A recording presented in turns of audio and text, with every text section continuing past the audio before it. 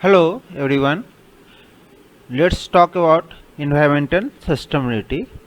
ठीक है, तो हम लोग पिछले क्लास से सस्टेनेबिलिटी देख रहे हैं अलग अलग फॉर्म में। तो आज देखेंगे किसमें, इन्वायरमेंटल सस्टेनेबिलिटी, कि इन्वायरमेंट को सस्टेनेबल कैसे हम बना सकते हैं, उसके लिए क्या क्या चीज़ का ज़रूरत पड़ेगा।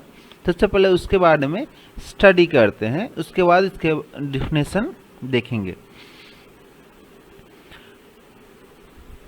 तो पहला चीज़ जो आएगा कि हमें बायोडाइवर्सिटी, फर्स्ट पॉइंट में कि बायोडाइवर्सिटी जो है उसको हमें मेंटेन करना पड़ेगा। जो हमारा बायोडाइवर्सिटी है उस चीज़ को हमें मेंटेन करके रखना पड़ेगा। ठीक है, तो उस चीज़ को यहाँ पे बायोडाइवर्सिटी में क्या आएगा, जो जीन्स है, जो स्पीसीज़ है, जैसे कि पेड़ पौधे के कुछ स्पीसीज़ है, जानवर के कुछ स्पीसीज है, कुछ प्रजाति जो कि ख़त्म होने के कगार पर है, तो उसको मेंटेन करके रखें। ठीक है, जंगल कटने की वजह से बहुत सा जंगली जानवर जो है वो लुप्त हो रहे हैं, तो उसको हम कैसे मेंटेन करेंगे, इकोसिस्टम को कैसे मेंटेन करेंगे, इस पर हमें ध्यान देना पड़ेगा। सेकेंड पॉइंट आपका आता है कि नेचुरल जो कैपिटल है, ठीक है, जैसे हवा, पानी, मिट्टी, उसको हम कैसे प्रिजर्व करें, उसे हम कैसे प्रोटेक्ट करें। ठीक है, अगर मान के चलो कि आज के टाइम में देख रहे हैं हमें पानी का खरीदना पड़ता है, अगर ट्रेन में सफ़र कर रहे हैं तो शुद्ध पानी पीने के लिए साधारण पानी लोग नहीं पी सकते हैं या उसको लोग नहीं डाइजेस्ट कर सकते हैं, तो वो क्या करते हैं, बिस्लेरी या बहुत सारे अलग अलग कंपनी के वाटर बोतल को खरीदते हैं। ठीक है, सिमिलर केस में क्या हुआ, हवा भी आजकल बहुत जगह पॉल्यूटेड हो गया है, जैसे दिल्ली है या बहुत जगह है इंडिया के पार्ट या वर्ल्ड के पार्ट में, तो वहाँ भी एयर प्यूरिफायर यूज़ कर रहे हैं ताकि हवा को शुद्ध हवा ले सकें।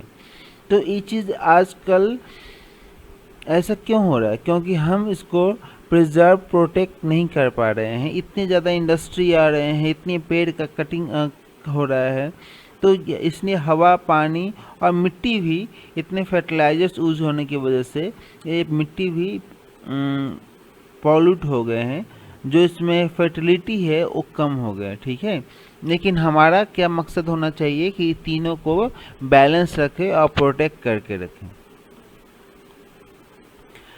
नेक्स्ट है maintenance of energy and material cycle, third point में।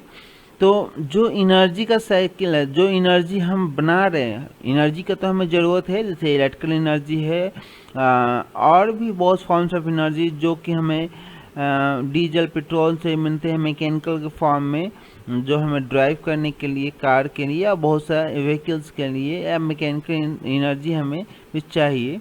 तो उस एनर्जी के लिए जो सोर्सेज हैं उसको भी हम बैलेंस करके रखें, ताकि ऐसा ना हो कि सब आज ही के टाइम में ख़त्म कर दें और आने वाले जनरेशन में इसके पास कुछ हो ही नहीं। ठीक है, ऐसे भी क्रूड ऑयल है, कोल है, तो एक ख़त्म होने के कगार पर है, तो इसका अल्टरनेटिव सोच के रखना चाहिए और पूरा इसको ख़त्म हमें अभी नहीं कर देना चाहिए। ठीक है, इसको सही से यूज करें ताकि ये लंबे टाइम तक चल सके, और इसका अल्टरनेटिव कोई सोर्स को हमें बनाना चाहिए ताकि हम ज़्यादा बर्डन नहीं दें कुछ लिमिटेड सोर्सेज ऑफ एनर्जी पे। नेक्स्ट पॉइंट है कि health and resilience of all life support. इसमें क्या आपको समझ में आता है कि जितने भी लोग, इंसान से लेकर जानवर, तो इसका हेल्थ जो है वो मेंटेन हो। अभी हमने बात किया ऊपर में सेकंड पॉइंट में कि एयर, वाटर और सॉइल सही पॉल्यूट हो गए हैं, और सॉइल अगर पॉल्यूट होंगे तो उससे जो क्रॉप्स बनेंगे वो भी हम जो खाएंगे वो भी पॉल्यूटेड ही रहेंगे, वो भी नुकसान करेंगे। तो इसकी वजह से बहुत सा बीमारी होगा और लाइफ का एक्सपेक्टेंसी है वो भी कम हो जाएगा। लेकिन हमें क्या करना चाहिए कि हेल्थ जो है उसे सही से मेंटेन करके रखना पड़ेगा। ठीक है, तो ये कैसे अचीव हो सकता है, तो अचीव होने के लिए कौन कौन से पॉइंट्स है, कैसे हम इन्वायरमेंटल सस्टेनेबिलिटी को अचीव कर सकते हैं, तो उसके बारे में यहाँ पे स्टडी करते हैं। तो फर्स्ट पॉइंट में आएगा कि हमें कुछ लिमिटेड सोर्सेज ऑफ एनर्जी है, जैसे कि फॉसिल फ्यूल है, मिनरल्स है, मेटल्स है, ठीक है, जैसे कॉपर है, कॉपर का अब जितना डिमांड है उतना सप्लाई नहीं है, ठीक है, बहुत सा कॉपर हमने यूज कर लिया, तो उस चीज़ को हमें क्या करना पड़ेगा, उस चीज़ को हमें बैलेंस करना पड़ेगा ताकि लिमिटेड यूज़ कर सकें, उसका अल्टरनेटिव कोई सोर्स को हमको यूज करना पड़ेगा, ठीक है। जैसे कि एनर्जी में हो आपका आ जाएगा रिन्यूएबल सोर्स ऑफ एनर्जी, हमें कोल को ना यूज करके हम सोलर को यूज करें, हम विंड एनर्जी को यूज करें, इस ढंग से अल्टरनेटिव सोर्स ऑफ एनर्जी हमें डिसाइड करना पड़ेगा। हम अगर कॉपर है, इलेक्ट्रिसिटी में कॉपर को नहीं यूज करके एल्युमिनियम हो या इसके अलावा कोई और मेटल हो या कम्बाइनेशन हो, एलॉय बनाएं और उसको हम यूज करके हम इलेक्ट्रिसिटी सप्लाई के लिए यूज में ले सकते हैं। ओके,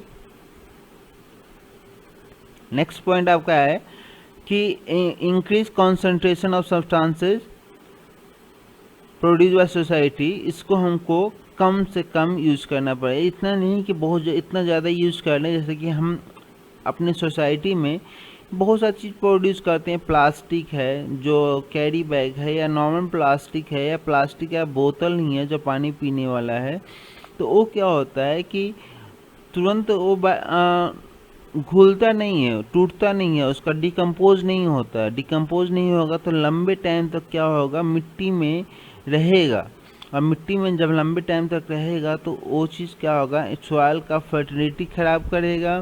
दूसरी बात है कि जो जीव जंतु या तो ज़मीन से कचरे से जो प्लास्टिक खा रहे हैं या फिर नदी समुद्र से भी प्लास्टिक जो खा रहे हैं तो उसके पेट में जाएगा और जीव जंतु को क्या करेगा, नुकसान करेगा, ठीक है। और जो फर्टिलिटी है अगर पूरा प्लास्टिक से भरा हुआ है तो वो कभी डिकम्पोज नहीं होता है, 100 साल 150 साल तक वो डिकम्पोज नहीं होता है, प्लास्टिक वैसा को वैसा रहेगा, तो जो सॉइल है उसका फर्टिलिटी कहीं ना कहीं नुकसान होगा, ठीक है। तो इसलिए हम इसको ज़्यादा बर्डन ना दें, वही चीज़ हम यूज़ करें जो कि बायोडिग्रेडेबल है। जैसे कि प्लास्टिक का भी अल्टरनेटिव अभी सरकार की तरफ से इम्पोज हो रहा है कि प्लास्टिक नॉर्मल कैरी बैग यहाँ पर नहीं यूज़ करके दूसरे फॉर्म ऑफ प्लास्टिक को यूज़ करें। कोल्ड ड्रिंक में भी आपको देखने को मिलता है कि वहाँ पे प्रेशर दिया जा रहा है कि क्योंकि कोल्ड ड्रिंक लोग पी कर बोतल बहुत सारा फेंक देते हैं, तो उसके लिए भी उसको प्रेशर दिया जा रहा है कि इसको कम करें या कस्टमर से वो प्लास्टिक आप खरीद लें वापस, ठीक है। और ऐसा चीज़ बहुत सा ऑप्शंस आए हुई है, तो उस चीज़ को हमें ध्यान रखना चाहिए कि हमें ऐसा चीज़ ही अर्थ कचरे में फेंकना चाहिए जो अर्थ उसको एब्जॉर्ब कर सके और उसको डिकम्पोज कर सके। ऐसे ही इंडस्ट्री में भी है, इंडस्ट्री में बहुत सारा वेस्ट मटेरियल है जो कि फेंका जाता है और वो चीज़ डिकम्पोज अगर ना हो तो लंबे टाइम तक वो रहेगा, ठीक है, तो उसको कम करना चाहिए। नेक्स्ट आपका है the physical basis of productivity and biodiversity of nature must not be systematically degraded. इसी पॉइंट का फर्स्ट सेकेंड पॉइंट का एक्सटेंशन है, लेकिन इसमें ये बता दिया जाए कि हमें साथ साथ में जो पेड़ पौधे हैं, हैबिटेट हैं, ठीक है, इसको भी प्रोटेक्ट करना चाहिए कि जो बायोडाइवर्सिटी है हमारे नेचर का, पेड़ पौधे बहुत सारे लाखों स्पीसीज हैं, जो चिड़ियाँ हैं, बर्ड्स हैं, बहुत सारी चिड़ियाँ हैं जो लुप्त होते जा रहे हैं क्योंकि वहाँ पे इन्वायरमेंट उस ढंग से सस्टेनेबल नहीं है। जहाँ पे गर्मी हो रहा है तो ज़्यादा गर्मी है, ठंडा है तो ज़्यादा ठंडा है, तो उस चीज़ को हमको सही करने के लिए जब तक हम उसको मेंटेन नहीं रखते हैं या जंगल को काटना, बहुत ज़्यादा तेज़ से जंगल को काट रहे हैं अपने नीड्स को फुलफ़िल करने के लिए, उसको जब तक कंट्रोल नहीं करते हैं तब तक हमारा बायोडाइवर्सिटी मेंटेन नहीं रह पाएगा। तो उसको मेंटेन करने के लिए हमें फोकस करना पड़ेगा। ओके, नेक्स्ट पॉइंट में आपका है कि जो एनर्जी है वो उसको हमको इक्वली डिस्ट्रीब्यूट करें। ऐसा नहीं कि एक जगह फुल्ली कॉन्सेंट्रेशन हो, वहाँ पे लोग तो आसानी से यूज कर रहे हैं सब कुछ एक्सेस मात्रा में, और एक जगह है ही नहीं। जैसे कोई मिनरल्स हो, कोई क्रूड ऑयल हो, या वाटर ही है, ड्रिंकिंग वाटर ही है। ड्रिंकिंग वाटर आप देख सकते हैं कि अलग अलग पार्ट ऑफ वर्ल्ड में या इंडिया में ही अगर देखें, अलग अलग पार्ट इंडिया में ही कुछ जगह 20 फीट 30 फीट 40 फीट पर पानी पीने को, शुद्ध पानी पीने को मिल जाता है। और कुछ जगह कि 500 फीट भी अगर बोरिंग किया जाए तो वहाँ पे भी पानी पीने को आपको नहीं मिलेगा, वहाँ पे भी पानी का लेयर नहीं है। कुछ जगह बिल्कुल सूखा हुआ पार्ट है। इस ढंग से चेन्नई में आपने देखा था कि चेन्नई में क्या हुआ था कि पानी पीने के लिए किल्लत आ गया था, वहाँ पर ड्रिंकिंग वाटर नहीं है। गर्मी के टाइम में क्या होता है कि जब पानी का ज़्यादा एक्सेस यूज होता है तो लेयर भाग जाता है। और पंप अगर मान के चलो आपने यूज किया है 100 फीट तक एग्जाम्पल के लिए, और पानी का लेयर 150 पर पहुँच गया, तो वो पंप काम करना बंद कर देगा। फिर ड्रिंकिंग वाटर कहाँ से करेंगे? अगर कहीं पंप किया 500 फीट तक और वहाँ पर 600 फीट पर पानी पहुँच गया तो पंप ही नहीं काम करेगा, तो सप्लाई पानी कैसे देंगे? ठीक है, तो इस चीज़ से हम ऐसा करें कि बैलेंस यूज करें ताकि वहाँ पे सब जगह इक्वली डिस्ट्रीब्यूटेड हो और इसको सही तरीक़ा से सभी लोग वहाँ पे यूज कर पाए। ठीक है,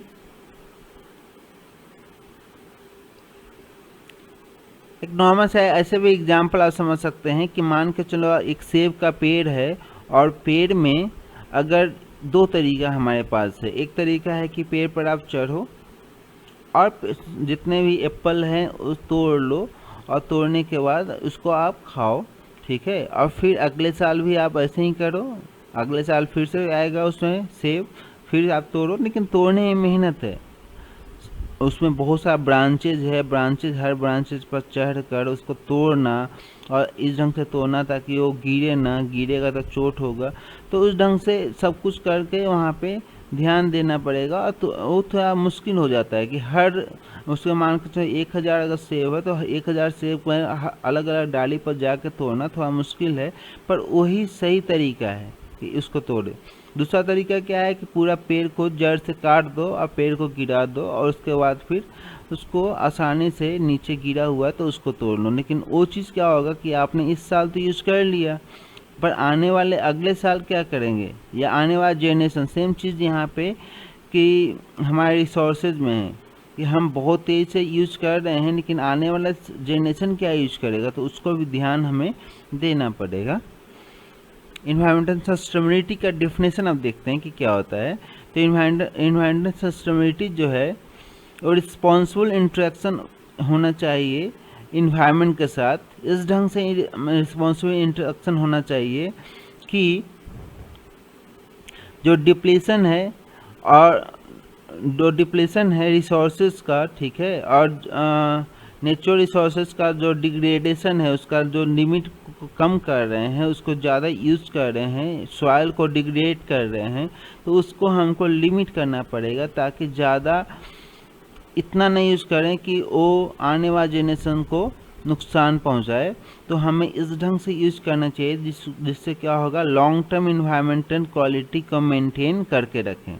ठीक है, तो इसका डेफिनेशन अगर समझें तो ये हो जाएगा कि इन्वायरमेंटल सस्टेनेबिलिटी वो होता है कि हमें नेचर से ऐसे इंटरेक्शन रहना चाहिए ताकि ज़्यादा हम रिसोर्सेज को एक्सप्लॉइट न करें, और लॉन्ग टर्म की अगर बात करें तो long term environmental quality maintain हो। जैसे कि एयर हो, एयर ही है तो अभी पॉल्यूटेड है, तो लॉन्ग टर्म में आने वाले 50 साल में क्या होगा, कितना ज़्यादा पॉल्यूट हो जाएगा। ठीक है, तो उस चीज़ को हमें ध्यान रखना पड़ेगा कि आने वाले जेनरेशन के लिए भी हमें इसको सही से रखना पड़ेगा। हमें आज का चीज़ देखिए, ऐसा नहीं कि यूज करना बंद कर दें, इंडस्ट्री सब बंद कर दें, डिमांड है टिम्बर का, वुड का, पेड़ काटने का, तो उसको बंद कर दें, ऐसा नहीं करें। हम लोग यूज करें, पर ऐसा यूज करें कि अभी का ज़रूरत पूरा हो जाए और आने वाले जनरेशन को भी नुकसान इससे ना हो।